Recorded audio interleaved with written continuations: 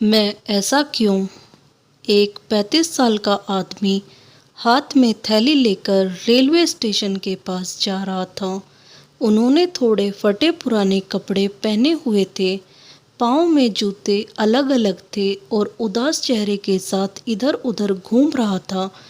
कुछ सोचते हुए उस आदमी ने दूसरे आदमी से पूछा, भाई ये ट्रेन कहाँ तक जाती है?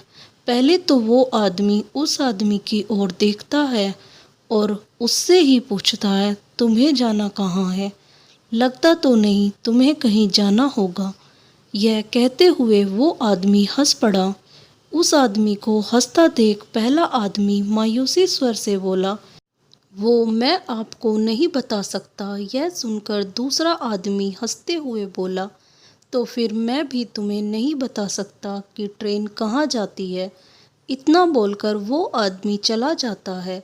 वह आदमी उस आदमी को जाता देख अपने लिए आपसे बोलता है, क्या मैंने कोई गलत सवाल पूछ लिया जो मुझे जवाब नहीं दिया?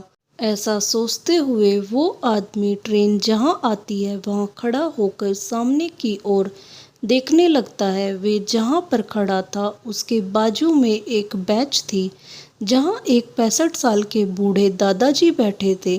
बूढ़े दादा उस आदमी की ओर देख रहे थे। आदमी जब इधर उधर देख रहा था तब उनकी नज़र दादा पर जाती है। दादा उसे देख रहे थे, उन्होंने नज़र नहीं हटाई, लेकिन उस आदमी ने अपना मुंह फेर लिया। थोड़ी देर बाद ट्रेन के आने की आवाज़ आते ही सभी लोग शोर करते हुए भागा दौड़ी करने लगते हैं। ट्रेन के पास खड़े उस आदमी को लोग धक्का देते हुए बोलने लगे, अगर जाना नहीं है तो इधर क्यों खड़ा है? कहाँ कहाँ से लोग आ जाते हैं। ओ भाई, ट्रेन को देखना है तो एक तरफ खड़े होकर देखो। हटो भाई, मुझे जाने दो, मुझे देर हो रही है। एक औरत उनके कपड़े देख बोली, ओ मांगने वाले भाई साहब, जरा हटिए, हमें जाने दे, कहीं और जाकर खड़े होकर भीख मांगो। लोग उस आदमी को धक्का देते हुए तेजी से जाने लगे। सभी कुछ न कुछ बोले जा रहे थे, लेकिन वो आदमी किसी को कुछ न बोल सका। ट्रेन आते ही सब लोग चले जाते हैं। वह आदमी ऊपर देखते हुए अपने आप से बोला, मैं ऐसा क्यों? आखिर लोग मुझे देख ऐसा क्यों सोच रहे हैं? सोचते हुए आदमी जब फिर से बूढ़े दादाजी की ओर देखता है तो वह उसे ही देखे जा रहे थे। वह आदमी मन में सोचता है, क्या ये दादाजी भी मुझे बेकार आदमी समझ रहे होंगे? वो आदमी मुंह फेर कर आगे चला जाता है। वह आदमी दूसरे दिन उसी जगह खड़ा होकर ट्रेन का इंतजार करने लगता है। फिर से वही सब हुआ जो पहले हुआ था। आज भी वही दादा उसी जगह बैठकर उस आदमी को देख रहे थे। वह आदमी मुंह फेर कर आगे चला जाता है। शाम हो गई थी। वह आदमी हाथ में थैली लेकर रेल की पटरी पर खड़ा होकर ऊपर देखकर कुछ सोच रहा था।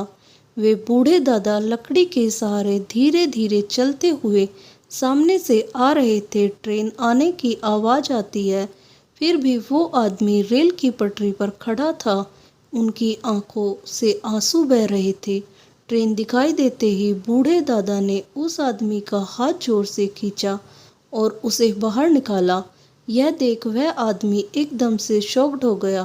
वह ट्रेन की ओर देखता है, फिर दादा के सामने देख मायूसी स्वर में बोला, मेरा आखिरी मौका भी गवा दिया।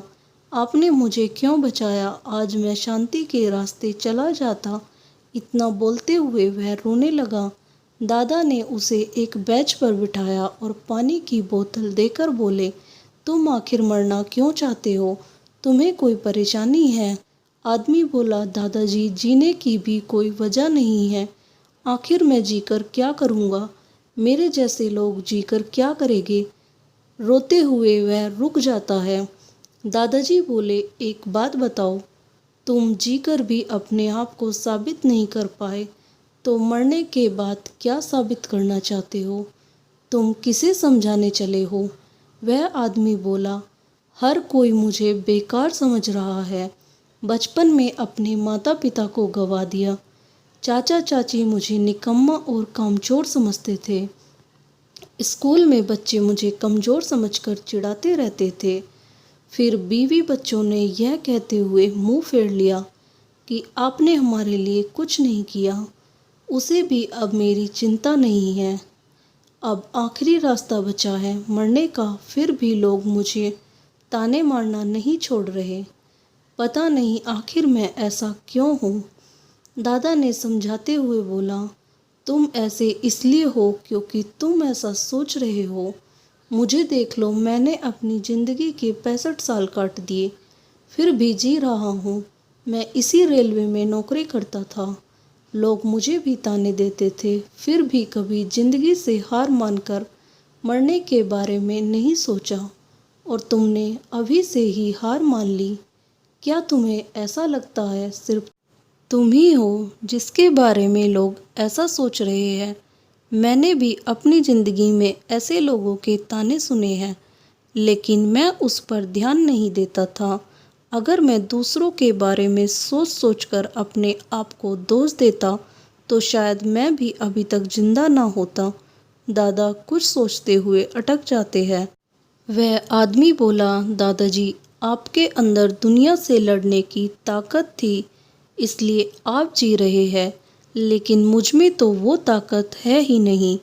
लोग मुझे भिखारी, निकम्मा, कामचोर, बेकार समझते हैं। मेरी पहचान ऐसी है, इसलिए मैं जी नहीं सकता। दादा बोले, तुम दुनिया को नहीं बदल सकते, लेकिन अपने आप को तो बदल सकते हो ना। तुम्हें जीना है क्योंकि तुम्हें अभी बहुत कुछ करना बाकी है।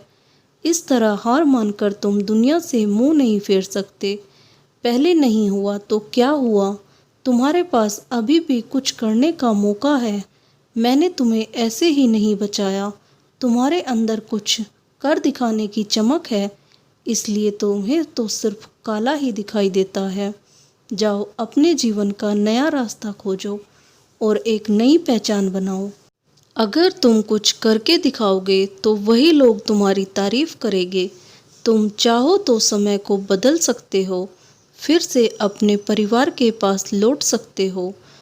तुम इसलिए ऐसे हो क्योंकि तुम जैसा चाहो वैसा कर सकते हो। तुमने जो नहीं किया वो अब कर सकते हो। सोचना तुम्हें है, आखिर तुम क्या करना चाहते हो। दादाजी की बात सुनकर उस आदमी को जीने की वजह मिल जाती है। वह खुश होकर दादाजी को धन्यवाद करते हुए अपना नया रास्ता खोजने चल पड़ता है। जब वापस मुड़कर देखता है तो वहाँ कोई नहीं था।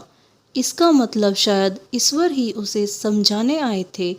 दोस्तों, आपको ये कहानी अच्छी लगी तो कहानी को लाइक करें और मेरे चैनल को सब्सक्राइब करना ना भूलें। धन्यवाद। राधे राधे।